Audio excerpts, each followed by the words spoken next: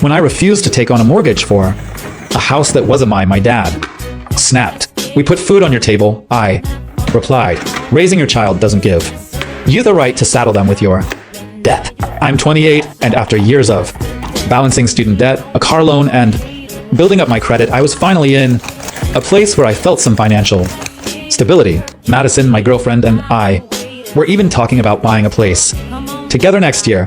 But as I've come to learn, things can get complicated quickly, especially when family is involved. I didn't realize just how complicated until one random evening changed everything. I was scrolling on my phone, not thinking about much, when a notification from my credit tracking app popped up. A 40-point drop. I felt my stomach twist immediately. 40 points. That's huge. I'd kept my credit in good shape, always paying bills on time, not carrying too high a balance, all the basics. So naturally I started worrying. Had someone stolen my information?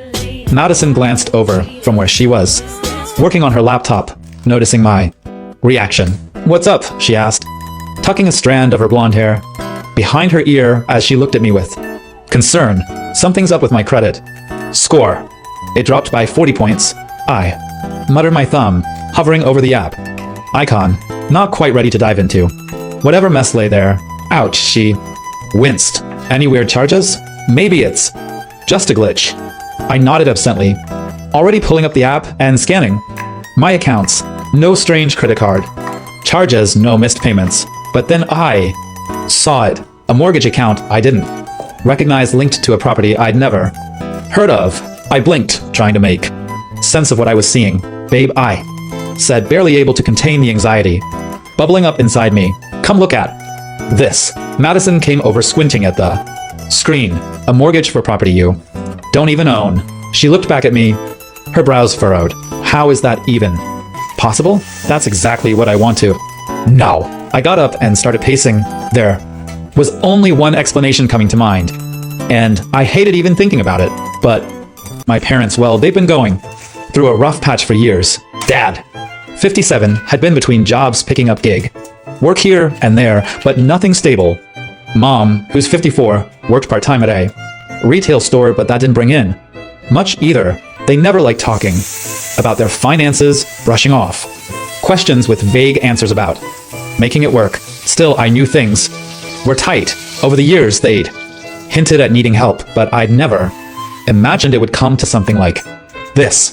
I couldn't shake the suspicion, but I didn't want to jump to conclusions.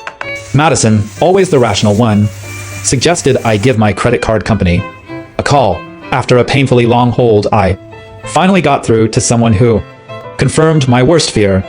Yes, I was legally listed as a cosigner on a mortgage for my parents' house. When I hung up, my head was spinning. How had I been added to a mortgage without my permission? Weren't there legal processes, documents, signatures required? Every part of it seemed wrong.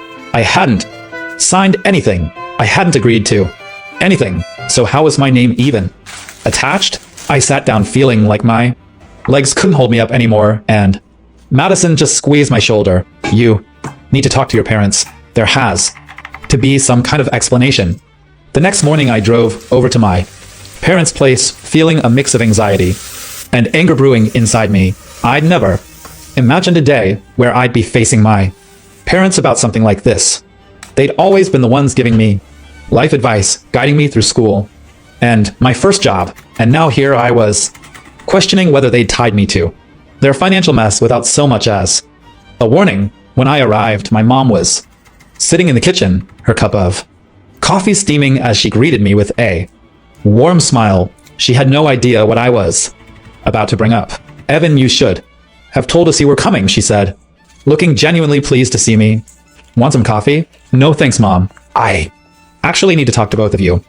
She glanced at me, her smile slipping as she seemed to pick up on my serious tone. "Of course," she murmured, calling down the hall for Dad, who joined us a few moments later. He looked surprised to see me too, and I didn't waste any time. So I got a notification about my credit score dropping. I began trying to keep my voice steady, and when I checked, I found a mortgage account I didn't recognize. It's on this house, apparently, and my name is on it. The Silence that followed was thick and heavy. My mom looked at my dad, her expression suddenly thin. They both looked guilty, but neither of them spoke.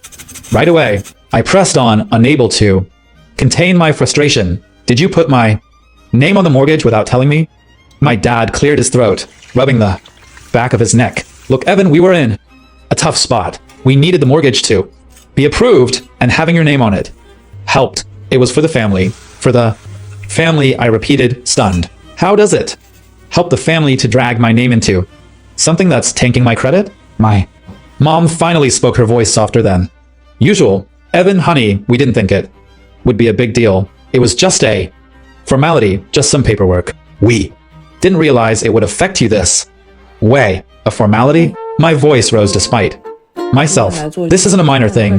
This is my credit score, my financial record. I was planning to buy a place with Madison next year, and now I have this mortgage hanging over me, impacting everything. They both looked away, and I could tell they were struggling for a response. My dad looked almost defeated, while my mom's gaze stayed fixed on her coffee cup. We didn't think it would come to this. My dad finally said, his voice quiet, but it has. I snapped. And now I'm responsible for payments on a house I don't even own. A house I didn't agree to help with. My mom looked up, her eyes soft and pleading. Evan, we thought maybe now that you know, maybe you could help with the payments, just a little each month. You're doing well, and we're still trying to find stability. I stared at them, barely able to process what they were saying. They hadn't just dragged me into their mortgage mess. They were now asking me to help pay for it, as if it were my responsibility to clean up their financial problems just because they'd made a choice without telling me. Unbelievable, I muttered, standing up and feeling the anger throb in my chest. You didn't even think to ask me. You just assumed I'd be okay with it. My dad looked at me, and I saw a flash of guilt. There, we were desperate, Evan and part of this family. Family doesn't trick each other like this, I replied sharply. You could have asked. Maybe I would have helped, but you took away my choice, and now I'm tied to this whether I like it or not. They had no response, just guilty, downcast eyes that couldn't meet mine. The betrayal felt like a physical weight pressing down on my shoulders. I'd come here hoping for an explanation, maybe even an apology, but now I was leaving with the sinking realization that my own parents had not only dragged me into their financial mess, they were expecting me to fix it without another word. I walked out feeling more confused and betrayed than I ever thought possible. As I drove home, a million thoughts swirled in my head. How could they have done this? And where did that leave me? I drove around the block a few times, not ready to head home. My emotions were all over the place. Anger, frustration, sadness. I felt utterly betrayed, like I didn't even know my own parents anymore. I kept replaying the conversation in my head, trying to make sense of what they'd done. Maybe I'd missed something. Maybe there was some reason that would make this all okay, or at least understandable. By the time I made it back to my apartment, Madison was sitting on the couch, nervously scrolling through her phone. She looked up as soon as I walked in, her expression softening when she saw the look on my face. How did it go? She asked, already guessing the answer from my slumped shoulders. I dropped onto the couch beside her, running a hand over my face. They admitted it. They put my name on the mortgage without telling me, just to get approved, and now they're hoping I'll help with the payments. Madison's face tightened, her eyes flashing with anger. They're expecting you to pay for their mortgage. Just like that, I nodded, feeling the weight of it all bearing down on me. They said it was for the family, like somehow that justifies putting my financial future at risk without even asking me. Evan, that's beyond manipulative. I get that they're struggling, but they had no right to pull you into it like this. Yeah, tell me about it. I let out a heavy sigh, leaning back against the couch. I want to help them. They're my parents, and I know they're going through a hard time, but the way they went about it, I don't even know if I can trust them anymore. Madison took my hand, her voice gentle but firm. You need to go back and make it clear that you're not okay with this. They need to understand that this isn't just paperwork. This is your life, too. As much as I dreaded another Confrontation, I knew she was right. The situation felt like a trap, one that I'd been pushed into without a choice. I had to make my boundaries clear, even if it meant creating a rift between us. The next day, I texted my parents telling them I wanted to talk again. They agreed to meet at a coffee shop nearby, and I felt a pang of relief not having to go back to the house. Maybe in a neutral place, they'd understand how serious this was for me. But as soon as they sat down across from me, I could tell they were already defensive. Paula offered a half-hearted smile. Evan, we're sorry if we upset you yesterday. We didn't mean to stress you out. It's more than just stress. Mom, I replied, trying to keep my voice steady. This is a massive financial commitment that you signed me up for without my consent. Do you understand what that means for me? My credit is already taking a hit, my dad. Rick waved a hand dismissively. We were going to explain it to you eventually. We didn't think you'd take it this way. Didn't think I'd take it this way. My voice was rising and I struggled to keep it down. Dad, you took away my choice. You made a decision that affects my financial future without even asking me if I was okay with it. How would you expect me to take that? Paula jumped in, her voice soft, almost pleading. Evan, honey, we did it because we were desperate. The mortgage was going to fall through without your name on it. We thought it was just paperwork, that it wouldn't affect you. Just paperwork. I could barely keep the frustration out of my tone. It's not just paperwork when I'm responsible for making payments if you miss them. Do you realize this could impact my ability to buy a home in the future? Rick looked away, his jaw tightening. You're doing fine, Evan. You're making good money, and we assumed it wouldn't be a big deal for you to help out with the payments if we needed it. I felt like I was in some surreal nightmare, like they weren't really hearing me. But you never asked if I'd be willing to help. You just decided that I'd be okay with it. Because what? Because I have a good job. That doesn't give you the right to make this decision for me. Paula leaned forward, trying to reach for my hand across the table, but I pulled back. Her face fell, but she pressed on. Evan, it was for family security. We didn't want to lose the house. We raised you here. It's your home, too. Is it though? I shot back, my voice strained, because it doesn't feel like home right now. It feels like a financial trap that I never signed up for. My parents looked at each other, their expressions a mix of guilt and frustration. For a moment, I thought I saw a flicker of remorse in my mom's eyes, but then my dad spoke up, his voice firm. We did what we had to do to keep this family together. We thought you'd understand that. I felt my patience snap. Understand? What? That you're using me to fix your problems. That you didn't care enough to ask if I was okay with it. Paula's voice turned defensive. Evan, we're your parents. We've done so much for you over the years. It's not unreasonable to expect a little help in return.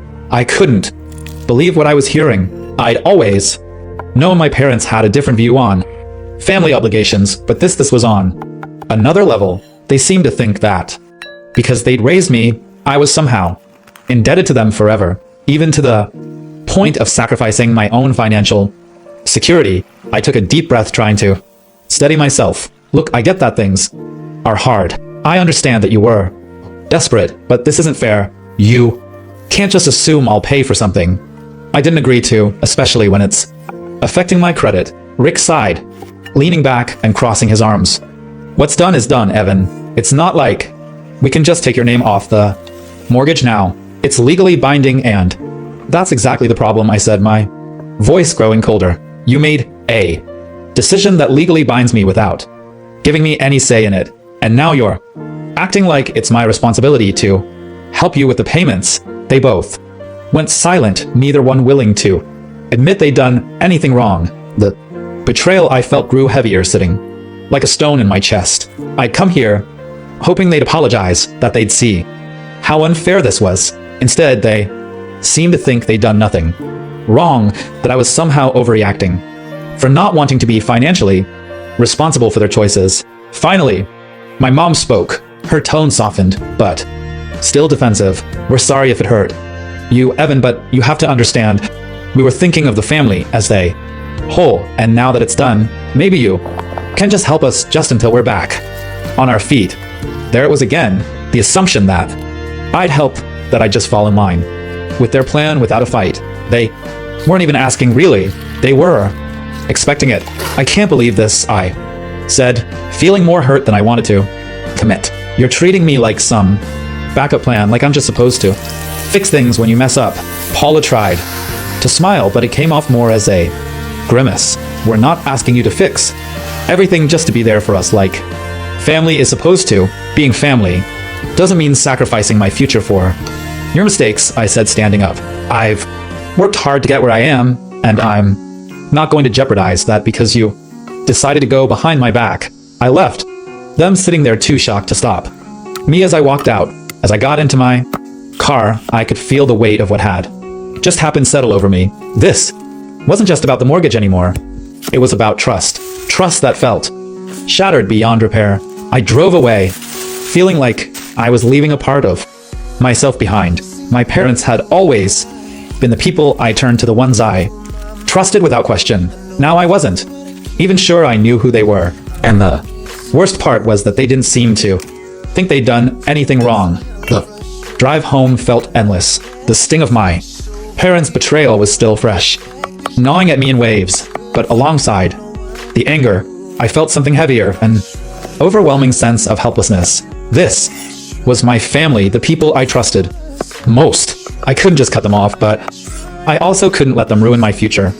Somehow, I'd been backed into a corner, and every way out seemed to lead to more complications, more heartbreak. When I walked into the apartment, Madison was waiting. She stood up as soon as she saw me, concern etched into every line of her face. She wrapped her arms around me, holding me tight as if to pull me back to reality. How'd it go? She asked, even though she could probably tell just from looking at me. I let out a sigh and dropped onto the couch, running a hand through my hair. There, acting like I'm overreacting. They keep saying it was for family security, that they just assumed I'd help out since we're family. They don't get how serious this is. Madison sat beside me, reaching for my hand. They don't seem to care how this affects you. It's like they're just expecting you to accept it. No questions asked. Exactly, I said, feeling my frustration boil up again. They don't even see it as a betrayal. They're acting like it's normal, like it's just what families do. Madison shook her head, her face set in a hard line. Evan, this is beyond taking advantage. They didn't even give you a choice. They could have asked and you might have helped, but they didn't. They took that choice away from you and just assumed you'd be okay with it. I leaned back, closing my eyes and trying to process everything. I don't know what to do, Madison. They're my parents. I don't want to ruin our relationship, but at the same time, I can't ignore what they've done. If I just go along with it, who's to say they won't keep asking for more? Maybe ruining the relationship isn't your responsibility here, she said quietly. You're not the one who lied and dragged someone else into their debt. They did that, and honestly, it sounds like they're not going to stop unless you set some serious boundaries. I knew she was right, but hearing it said out loud felt like a punch to the gut. Family had always been a big part of my life, and while my parents and I had our ups and downs, I'd always believed they had my best interests at heart. Now, I didn't even know what to believe.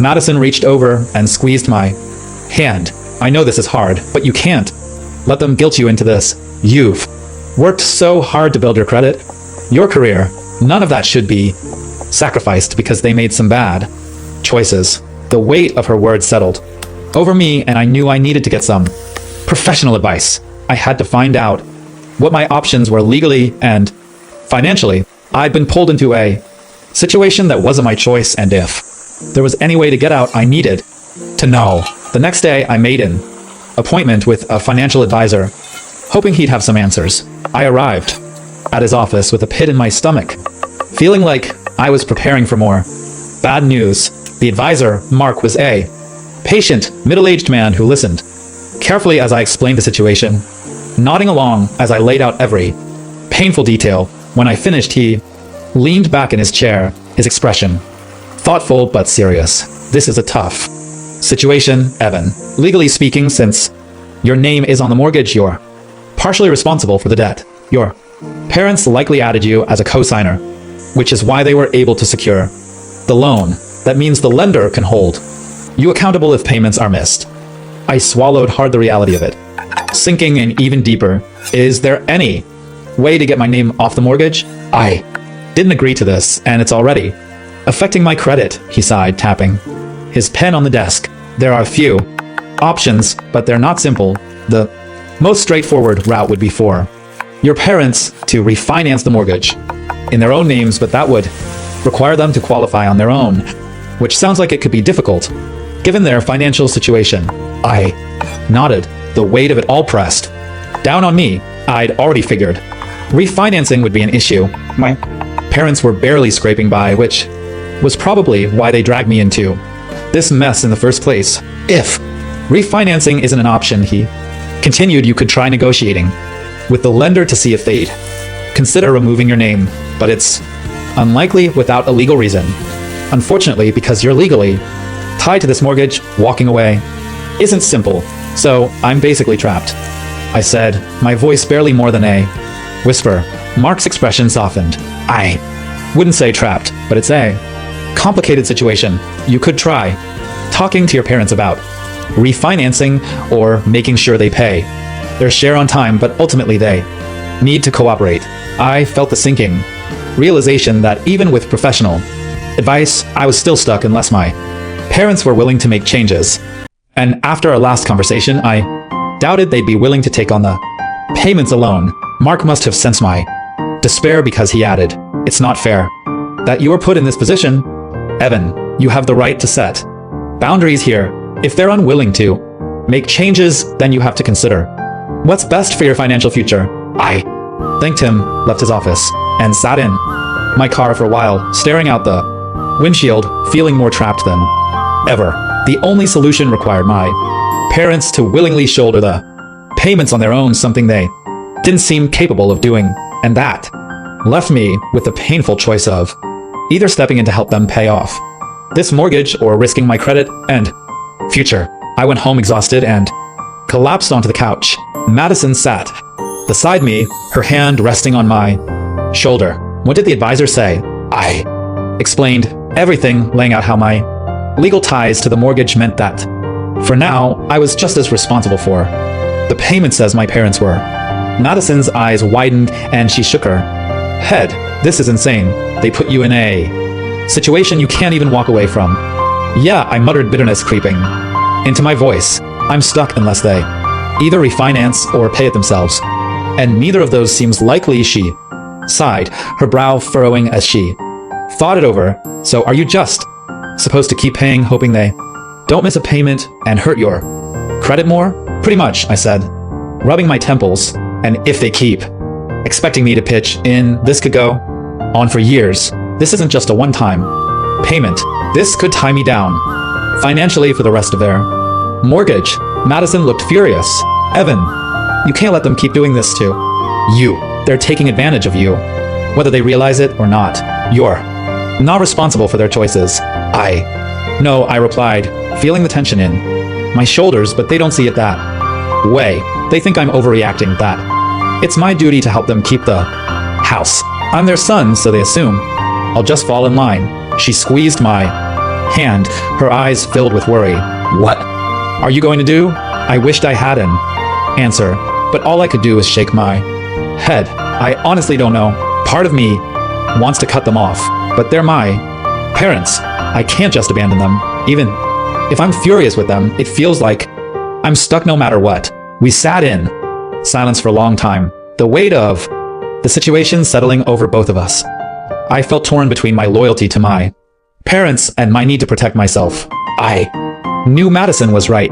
I couldn't let them keep pulling me into their financial mess, but at the same time, turning my back on them felt impossible. It was like I was standing at a crossroads with no good choices in sight. No matter which path I took, someone would get hurt, and as much as I wanted to believe I could somehow fix this without ruining my relationship with my parents, I knew deep down that it might be a choice between my future and theirs. The more I thought about it, the more trapped I felt. After the meeting with the financial advisor, I spent a few days agonizing over what to do. Madison kept urging me to put my foot down with my parents to make it clear that I couldn't just keep bailing them out. But every time I thought about having that conversation, my chest tightened. I'd never been good at setting boundaries with my parents. They'd always had a way of making me feel guilty, like I was the one letting them down whenever I pushed back. Still, I couldn't avoid the conversation forever. I knew that if I didn't confront them again, I'd be stuck paying for a mortgage that wasn't mine, a debt that could hold me back for years. It wasn't just about the money anymore. It was about my right to choose my own future. I called them and asked to meet at their house again. As I drove over, I tried to prepare myself for the confrontation, rehearsing the words in my head, but by the time I pulled into their driveway, my hands were shaking. I could already feel the weight of their disappointment and frustration pressing down on me, and I hadn't even walked through the door yet. Inside, my parents were waiting for me in the living room. Paula was folding laundry, her movements stiff and tense. Rick sat in his recliner, flipping through the television channels, but he switched it off when I came in. There was a heaviness in the air, like we all knew this conversation was going to be a turning point. So, what did you want to talk about, Evan? My mom asked, forcing a smile that didn't reach her eyes. I took a deep breath, bracing myself. I spoke to a financial advisor. He explained that because my name is on the mortgage, I'm legally tied to the payments, and if I don't keep up with them, my credit takes the hit. Rick nodded, crossing his arms.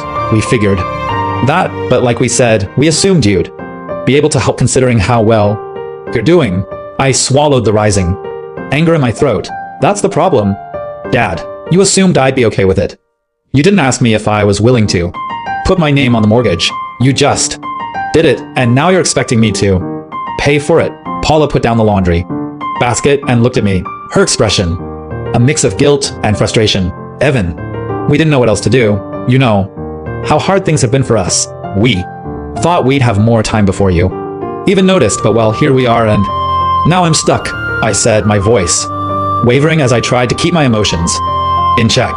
So, I'm asking you to refinance the mortgage and take my name off it, or at the very least, you need to start paying your share without expecting me to cover for you. I can't keep doing this. It's ruining my credit, my plans, everything. They exchanged a look, and I saw the frustration flare in my dad's eyes. You think it's that simple, Evan? Do you have any idea what the bank would say if we tried to refinance? We barely qualified with your name on the loan. Without it, we wouldn't stand a chance.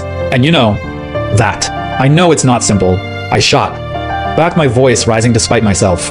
But it's not fair for you to expect me to keep paying without even trying to find another solution. I'm trying to build a life for myself. Madison and I are planning to buy a place, and this is making that impossible. My mom's face crumpled and she sank into a chair, looking more tired than I'd ever seen her. Evan, we didn't mean for it to turn out like this. We were just trying to keep the house. This place means everything to us. We thought you'd understand.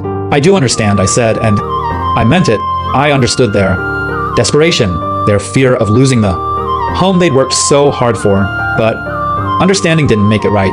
But you didn't give me a choice. You made a decision that's affecting my whole life, and now you're acting like I'm the bad guy for not wanting to go along with it. Rick stood up, his face flushed with anger. You're acting like we did this to hurt you, Evan. We're your parents. We've done so much for you, and now when we need a little help, you're ready to walk away. His words stung, and I felt my own anger flare up. This isn't about helping, Dad.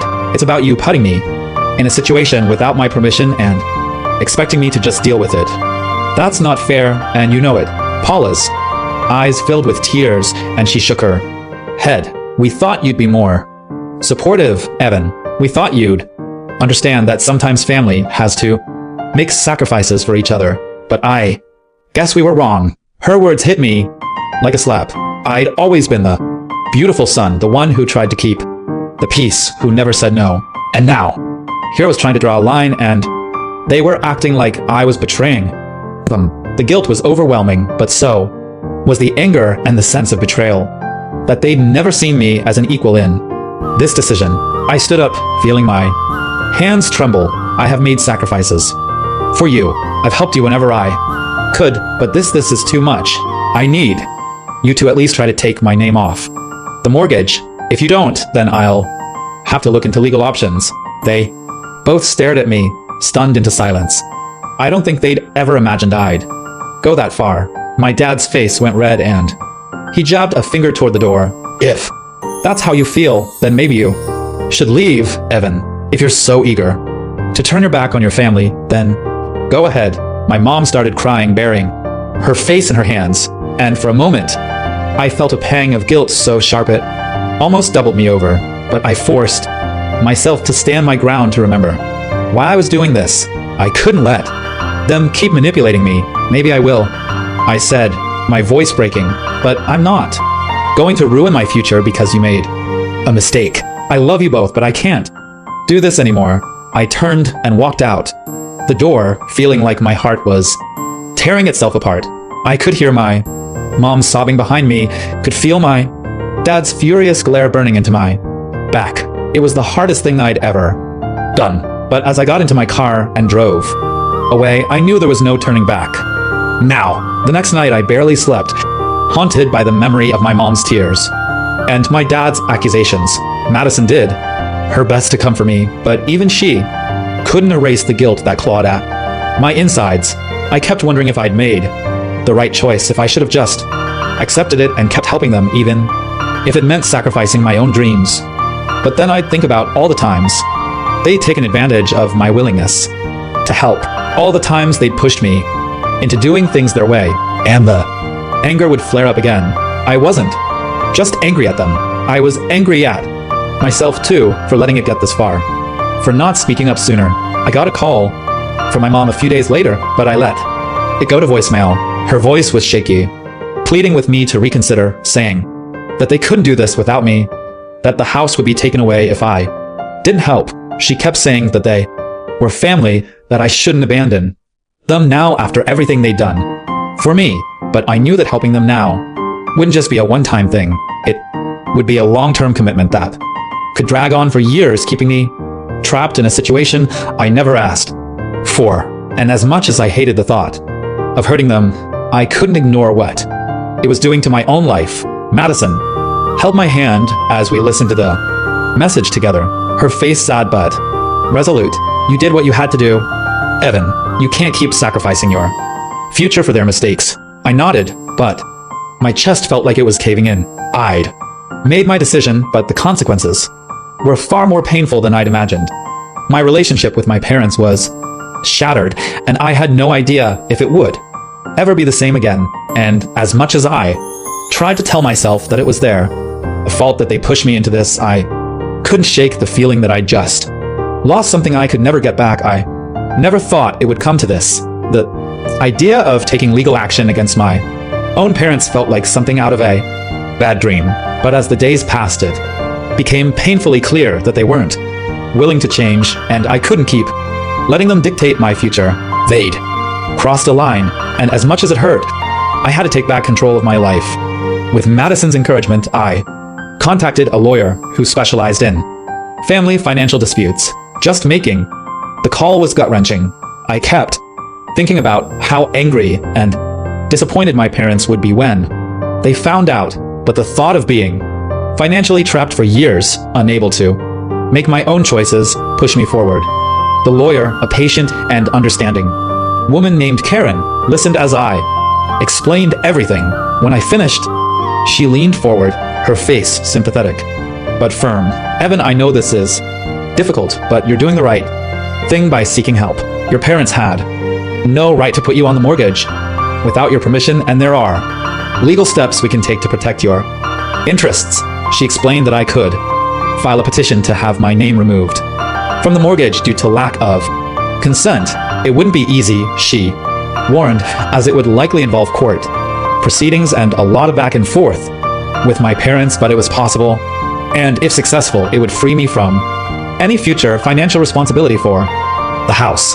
Hearing those words was like a lifeline, but the relief was mixed with dread. Taking my parents to court felt like a betrayal, like I was crossing a line that could never be undone. I told Karen I needed some time to think it over, and she nodded, understanding, but I knew I didn't really have a choice. If I wanted my life back, I'd have to go through with it. The next few weeks were some of the hardest of my life. My parents were furious when they found out. They called and left countless messages, alternating between begging and accusing, trying to make me feel like the worst son on the planet.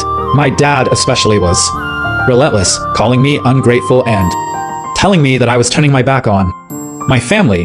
One voicemail still sticks with me. His voice was full of hurt and anger as he said, "Evan, after everything we've done for you, this is how you repay us. Do you have any idea what this is going to do to your mother? I hope you're happy with yourself." Listening to that message felt like a punch to the gut. I wanted to explain my side to make them understand that this wasn't just about the money. It was about trust, about the life I was trying to build. But every time I tried to reach out, they just doubled down, telling me how selfish I was for even considering taking legal action. Madison was a rock through it all. She sat with me as I drafted the court documents, reminding me why I was doing this. Whenever I started to doubt myself, "You're not a bad son, Evan," she said firmly one night when I was on the verge of breaking down. "You're a grown man who deserves to make his own choices. They put you in this position, not the other way around." Her words were a comfort, but the emotional toll was brutal. I felt like I was grieving, like I was losing a part of myself I could never get back. The anger I'd felt had simmered into a deep sadness, a sense of loss that was hard to shake. These were my parents, the people who'd raised me, whom I trusted all my life, and now I was fighting them in court. The legal process was as grueling as Karen had warned. My parents contested every step, refusing to acknowledge that what they'd done was wrong. They painted me as the villain, accusing me of being heartless, of putting my selfish goals above family. Their lawyer even tried to argue that I'd verbally agreed to help them, which was absurd, but it still stung to hear them twisting the truth to suit their narrative. Every court appearance felt like a confrontation, a reminder of just how far apart we'd grown. My parents wouldn't even look at me. Their faces hardened with anger and hurt. I wanted to reach out to make them understand, but they'd already decided that I was in the wrong, and I knew that no matter the outcome, things would never go back to the way they were. After months of back and forth, the judge finally ruled in my favor. It was a surreal moment, one that should have felt like a victory but left me feeling hollow. I was free from the mortgage, no longer legally tied to my parents' house, but the cost had been far greater.